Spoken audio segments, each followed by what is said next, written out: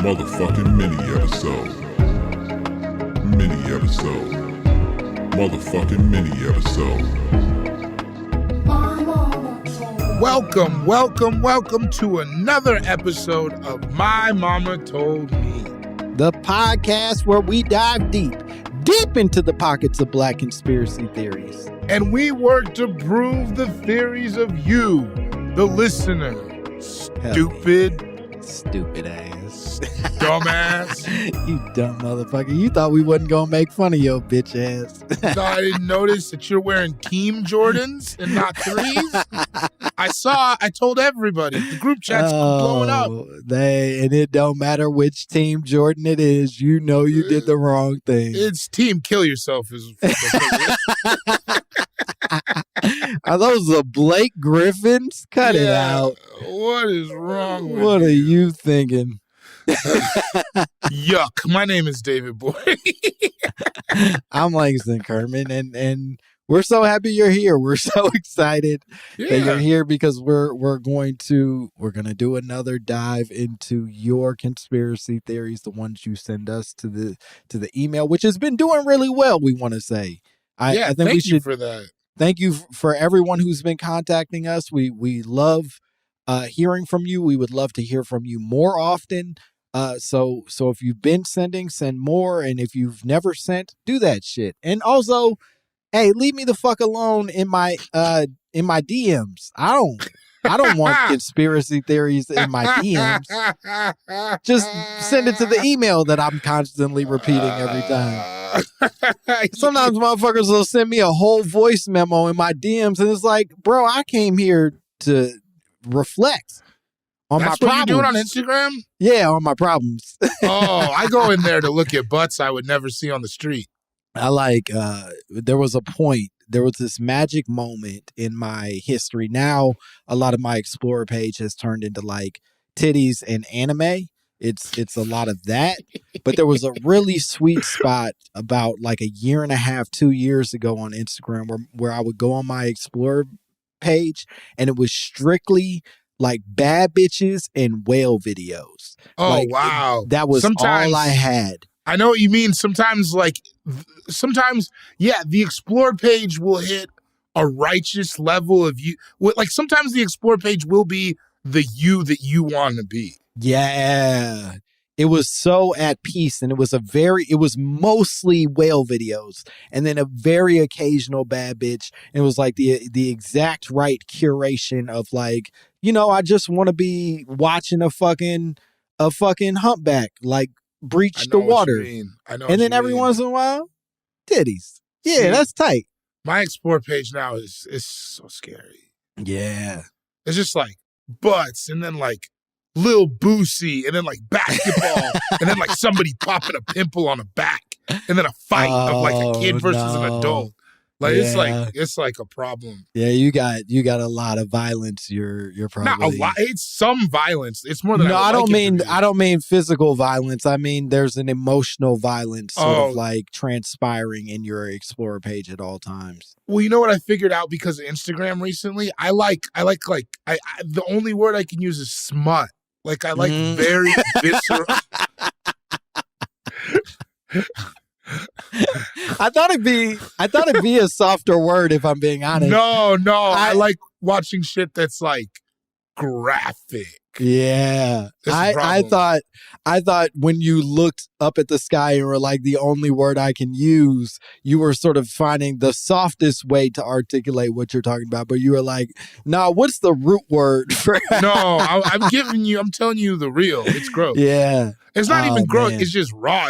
I just like graphic shit. I blame the internet. I don't know. Maybe I don't know. Cause you just saw my mom. She's sweet. I don't know where this came from. She ain't looking at smut. No. I bet her Instagram is like. I bet you it's like a lot of like Monique and like smart outfits. And, oh man, I can't imagine what else her Instagram is. Monique and smart outfits. My mom loves Monique. When I was a kid, we used to watch the Parkers, and I don't know what it is, but she would just be like, "I think Monique is so beautiful." She just loves Monique. I will say that Monique is very beautiful, and Monique, especially young, I think was like a very cute lady. Yeah. And now, she's a bit of a grumpy Gus, but that's okay. She had a thriving career, and she's Put it in reverse, Tim. she's a bit of a grumpy Gus, and she's got a few problems that always seem to follow her way. It's hard to know whose fault it is. She's only got one problem. How did all of this trouble begin? Living in America. Either way, still very pretty. Still a very pretty woman. Still very pretty. So we got an email. Yeah. We got an email from somebody named Jerry. Jerry sent us an email, and it's G or J? J. If it was G, I wouldn't read it. I think I'd delete it and flag it as spam. You know what I mean? Yeah. I'll say that if it's a girl and she's British, fine, I'll live with this. But if it's a man with GERRY contacting me, no, I don't. Sir, we need not speak anymore. We have nothing to talk about. Sir. I don't wish any ill will on you. I do. Now, who sent you, nigga? How'd you get this number? How'd you get this goddamn email, Jerry? What are you contacting me for? It's not good. No, we ain't got nothing to talk about, Jerry.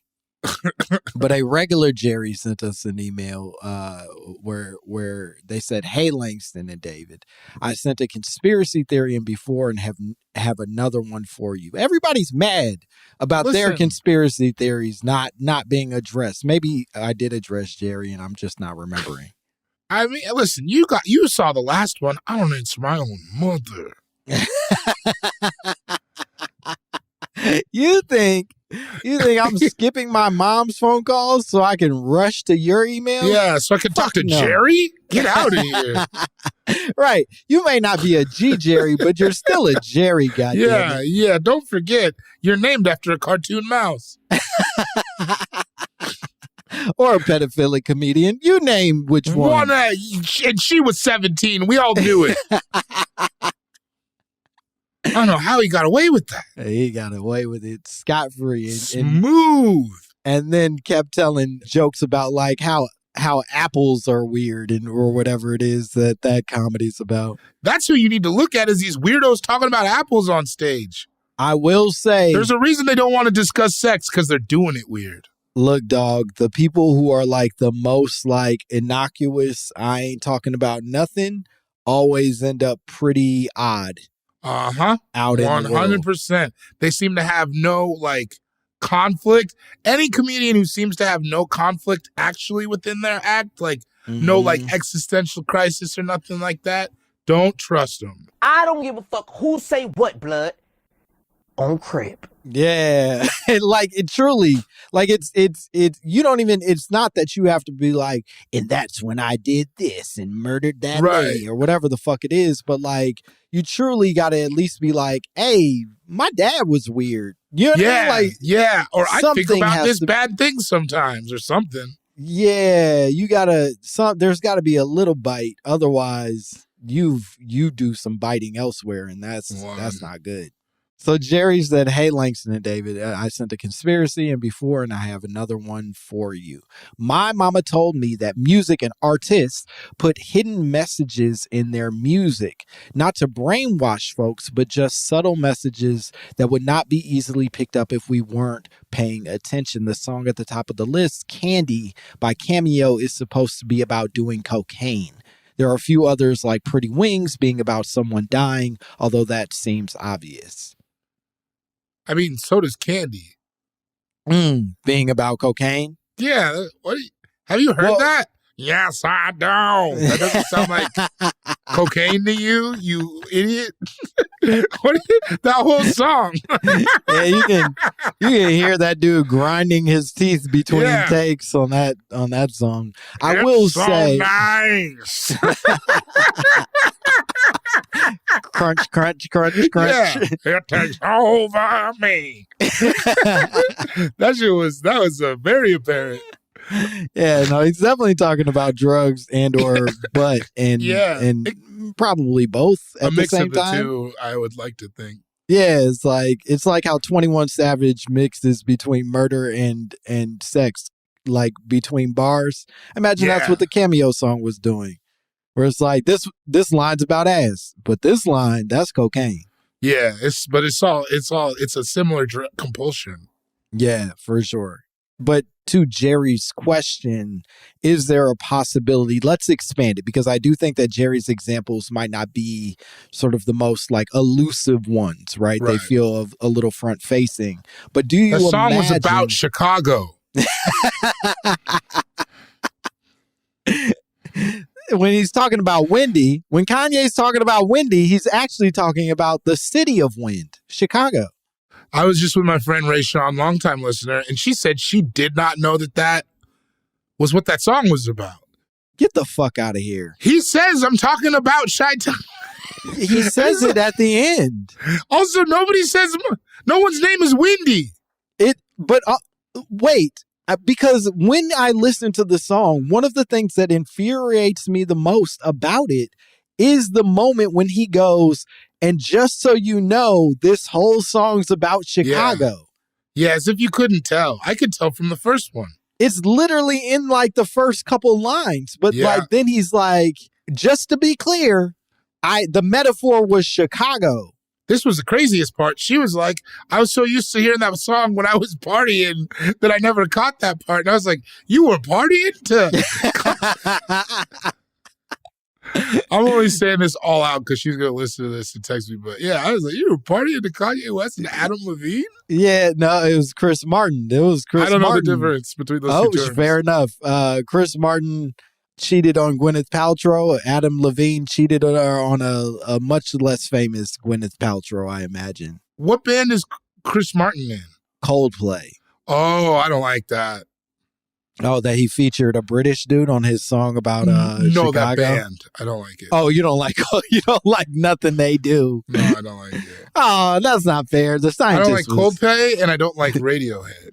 Damn. Whoa. I know people get upset about me about the Radiohead. It sounds like nothing to me. It sounds like nothing. I can't explain it. That's an insane comparison. Well, these are just two things I don't like. I don't mean that they're related. Okay, I just think two things I don't like. I just think in the future, let's put a little distance between Coldplay and Radiohead. I think whatever we feel about the bands, and I respect you not liking their music. They're not. You're mixing dark and light liquors in a way that I understand. You know what I mean? That was a rum whiskey, or that was a coconut rum whiskey situation, and I won't do it again. And in a way that like one of those you were talking about like a 15-year-old scotch, and the other one you're talking about fucking like those little highballs they sell at the front of the liquor store. You know what I mean? Which one is the scotch and which one is the shooter? Radiohead is amazing. Truly, like one of the greatest bands to ever do band stuff, if that's what you're into. Yeah, Olivia gets it. Band stuff.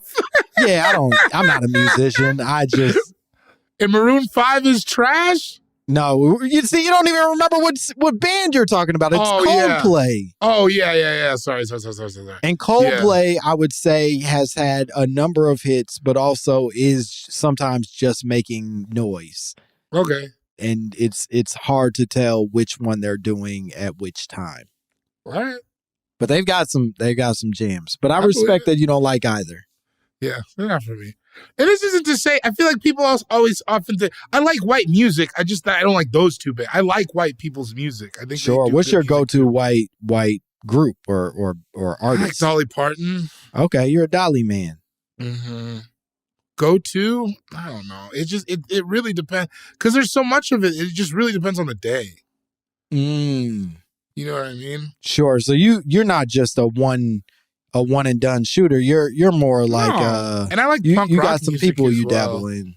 Like I'll listen. Yeah, I like punk rock music as well. It just really depends. But I don't like Coldplay or Radiohead. And I know that Radiohead is like very different on different albums, but it doesn't matter. It could be Kid A, it could be whatever. I just don't. Yeah. So no Coldplay, no Radiohead, and clearly no Maroon 5. Maroon 5 is kind of because it's very rhythmic. Oh, you like Maroon 5? I don't hate it.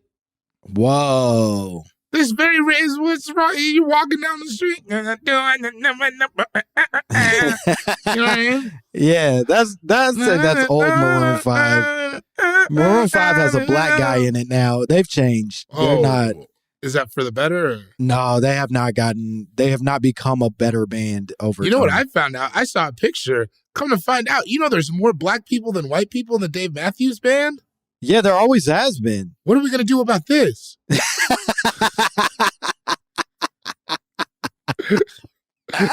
When are we going to stand up to this injustice?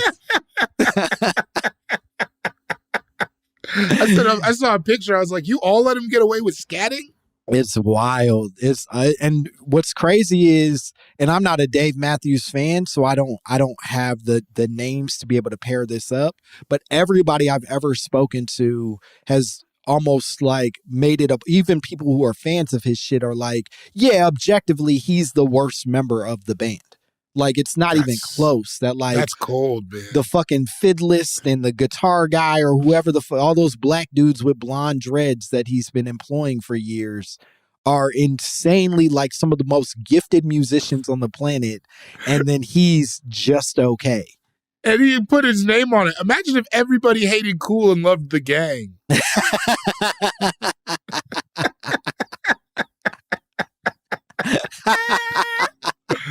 Oh, that's upside down. Yeah, no, it truly doesn't make sense. But that is, in fact, what he did. And clearly, nobody's fighting it. Did you know that when bands sign to a record label, only the lead singer signs?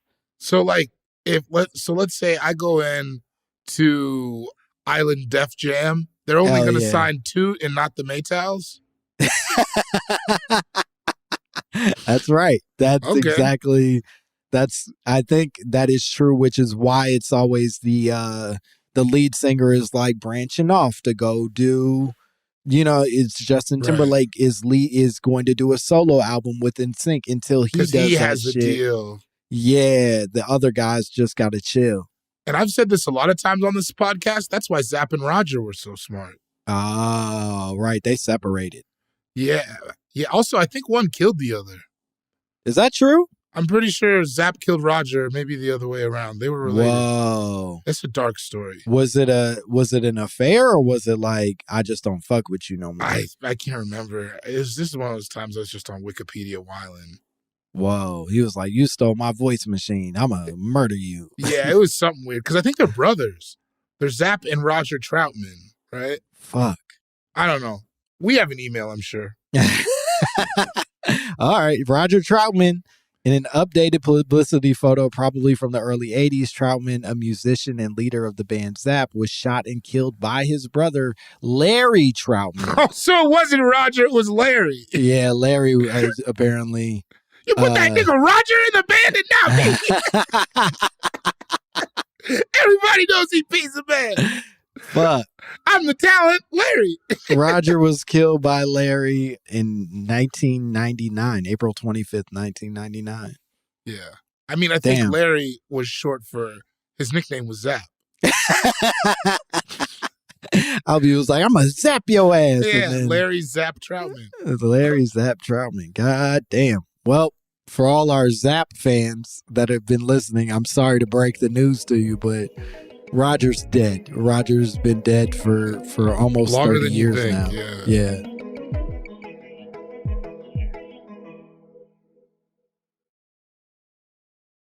I think at its core, there may be some hidden messages that are often put into music.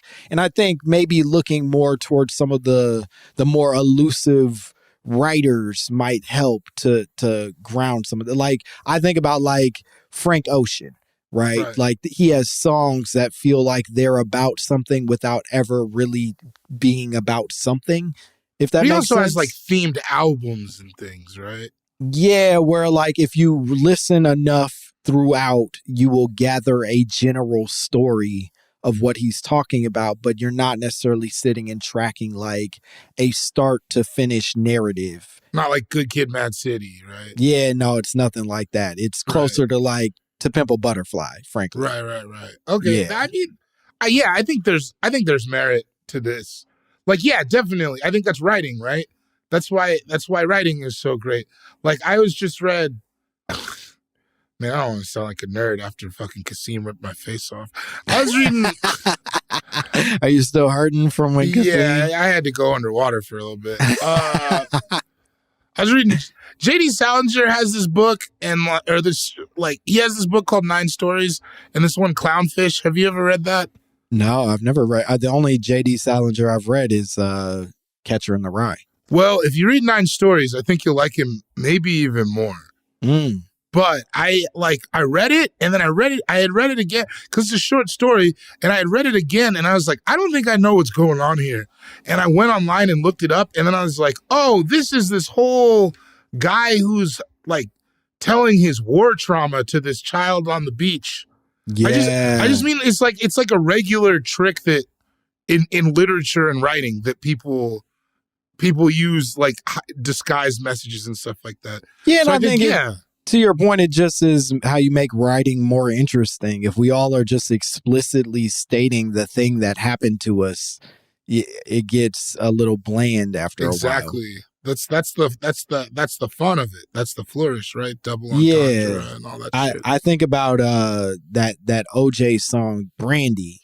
I don't know if you ever heard this when you were younger, but there are some who believe that song is about a woman. Obviously, it sounds like he's singing about a woman who left him, but there are a lot who argue that song is about his dog who ran away.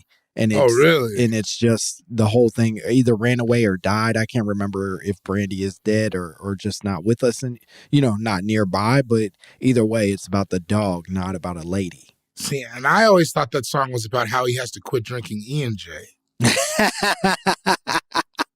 So there's a lot of theories out there. Yeah, this is just him with a massive hangover being like, I really miss you, Brandy. I gotta let you go.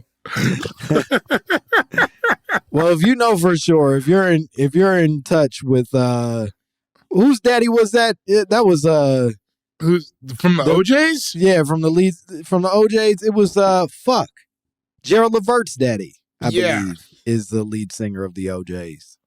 But anyway, if you're in touch with Gerald Levert's daddy, you contact him and you find out if that song is about the dog or about his unhealthy relationship with E&J. Or if you're in contact with Gerald Levert, or really any of the members of Levert Sweat Gill, let them know I'm thinking about him. Well, unfortunately, Gerald Levert is no longer with us, but... Is Gerald Levert dead? Gerald Levert's been dead for quite a while. I had no idea. Yeah, no, he's gone. After he got fat. He was fat the whole time, but I think... I don't think he was that fat. He was thick in the beginning. I do think he had a pretty tragic, a heart or a brain thing. I remember it was a big surprise kind of vibe that Gerald Levert suddenly was dead. Okay. I didn't know I had no idea.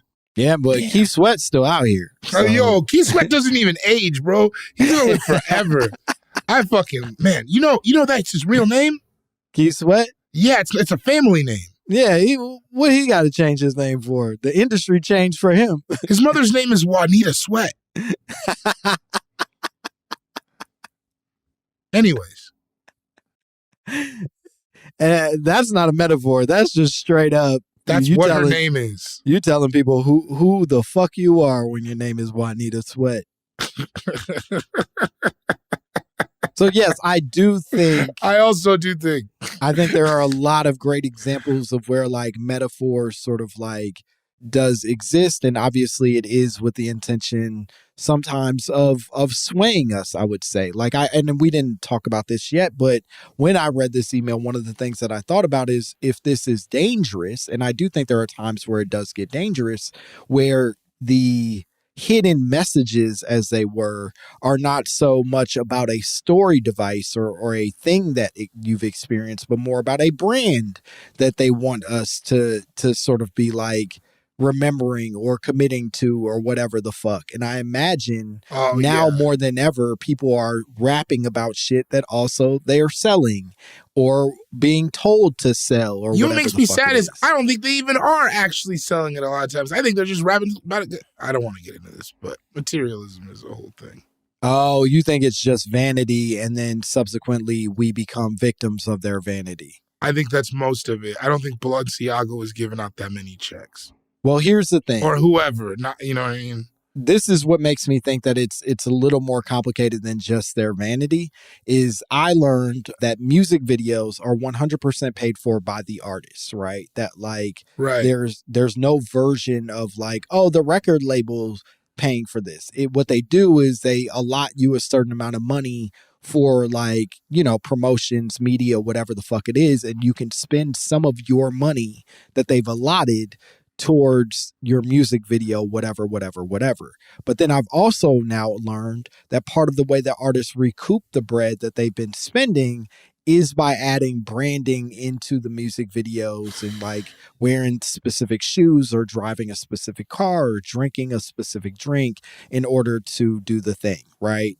And so subsequently, that makes me feel like it's very likely that that is also true for music that you're writing, that you're performing, That's that a possibility. you're connecting to. You know what I mean? It's also like product placement in videos, the older we get, has been more and more apparent, right? Yeah. I feel that way even with like sports too. Like I don't remember or Coming to America. That whole movie was a commercial. Did you see the newest one? Yeah, it was a fucking commercial. It was like, oh man, thank God I got this Barack Obama to cool me off on this hot day and my Nike branded hat. You Africans so crazy. Yeah, it truly was a crazy. big ass commercial. It's really wild. For Rick Ross's house, I think. Just everything Rick Ross was connected to.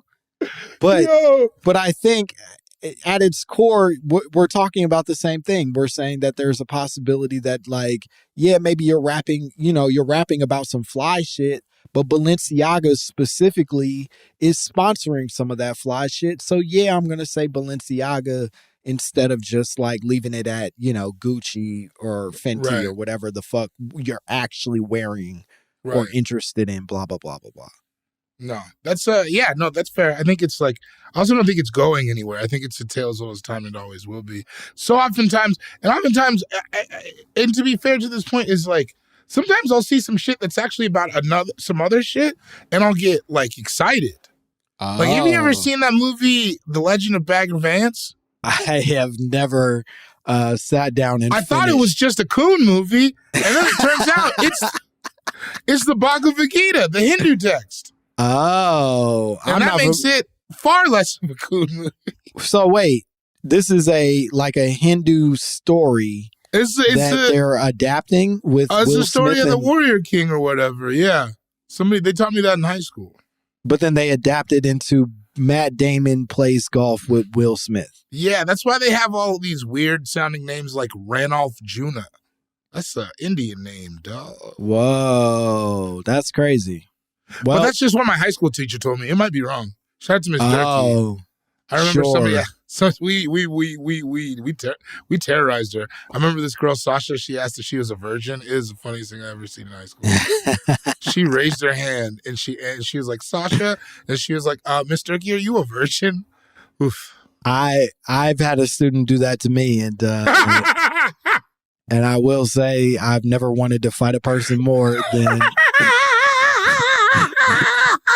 Yo, it's the funniest thing you could do to a teacher as a child.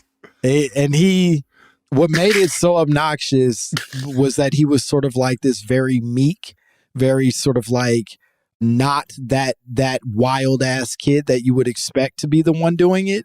And so it made it more like he sincerely didn't know. But I feel like he was just fucking with me. You know what I mean? Like it wasn't. He thought you were the one to steal on. Yeah, he just was like, this will fix my awkward high school experience if I air out this motherfucker in front of all my peers. Yeah, free smoke. And to be honest, it might have worked. He got the wrong one. What was the reaction?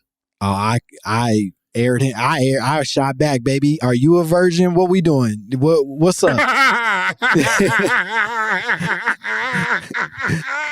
was like, nah, are you? You know what I mean? Like I ain't.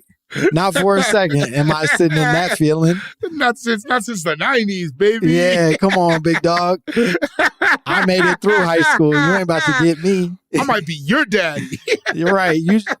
Because the fear that they're hoping I'm going to play in is be like, well, I can't reply because this is sexualizing a teen or Right. putting nah. Look, hey, what's up? Who you fucking? Who you fucking? Who you be with? Because